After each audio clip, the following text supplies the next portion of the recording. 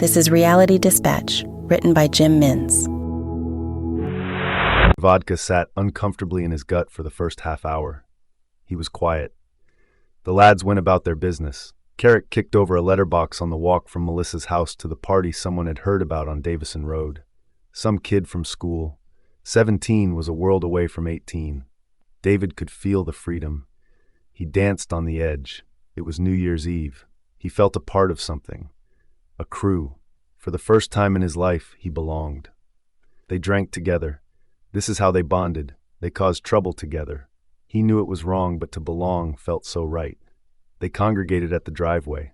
"This one," said Carrick. "I'll go," David said. "Davo!" The others encouraged. They slapped him on the back. Lucas gave him a fresh bottle. He was out. He welcomed the gesture. He popped the cap and took a swig for courage. The house sat at the end of a quiet cul-de-sac, a detour to the party. He wasn't paying attention when they ventured on down, not that he knew this area. He strolled up to the door. The lights off. It was past midnight. He knew that much, but he didn't know the time exactly. He made it to the door. He raised a fist. He heard the shuffling of feet behind him as his crew made a head start on the getaway. He swung back his fist. Time to act. Can't let the crew down. He hammered his fist down hard on the door, 4 times. He yelled, "Happy New Year, fuckers!" He ran. He was 15 meters away from the boys, his crew, his friends. They slowed to a house not far. He slowed with them. He heard their laughs, and this made him laugh. He had made them laugh. He heard them gather at the foot of his driveway. He had been lying in bed with his wife. She had dozed off hours earlier. He watched the bringing in of the new year on his phone, a micro view of the fireworks, and wished himself a happy new year as he reflected on the time that had left them. To his left, a cot where his infant son was tucked up, breathing slowly, lightly. In a far-off land where only he was allowed, oblivious to the changes the world had just acknowledged at the stroke of midnight. He stood from the blankets, slowly so as not to stir the little one. He peered at them from the blinds that hung over the window on the second floor. He could see them scheming what they would do to his front door. He was young once. He wondered what they had in store, at the same time offended that they had chosen his sanctuary as a target of their antics. They began to move. One of them ventured down his garden path. It was on. He unlocked his window, swung it open.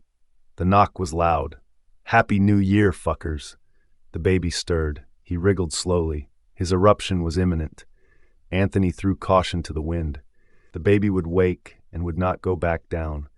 These kids had to be punished. "Fuckwit!" he yelled from his window. The kids had gathered 3 houses up at the Mitchells. They watched him as he watched back from the window. "Come on! Come and chase us, you weak cunt!" one of them yelled. The baby erupted. Anthony was incensed. "What is it?" his wife asked. She rolled to see him, standing at the window. "These kids just banged on our door," he said. "Just leave it." He couldn't leave it. They chose his domain to inflict their cruelty.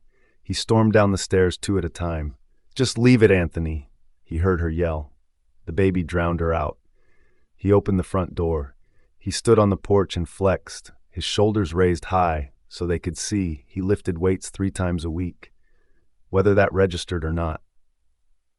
"That guy called you a fuckwit," Carrick said to David. The crew looked back from the top of the street where a man stood on his front porch, the very door David had hammered.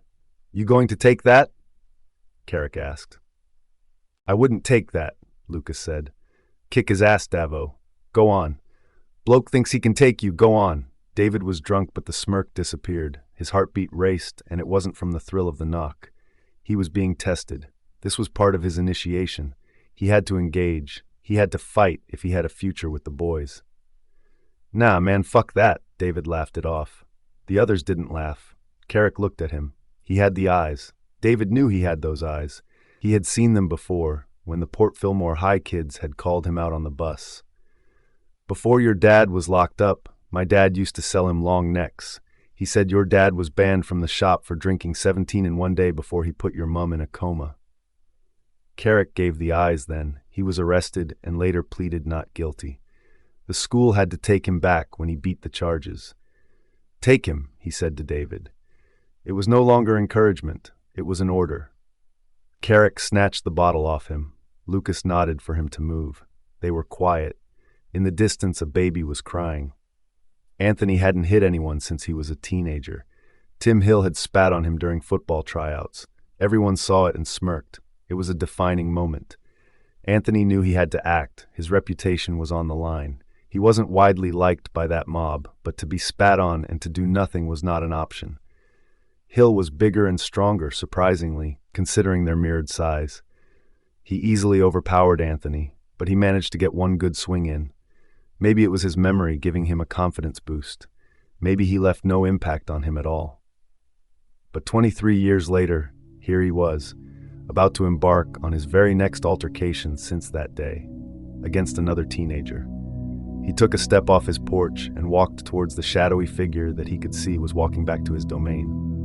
An unwritten language that both knew where this was headed.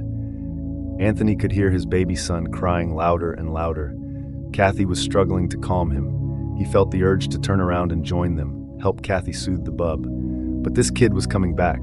He had already invaded their privacy, their sanctuary once. Now he was back. There was no choice. The choice was made. The baby screamed.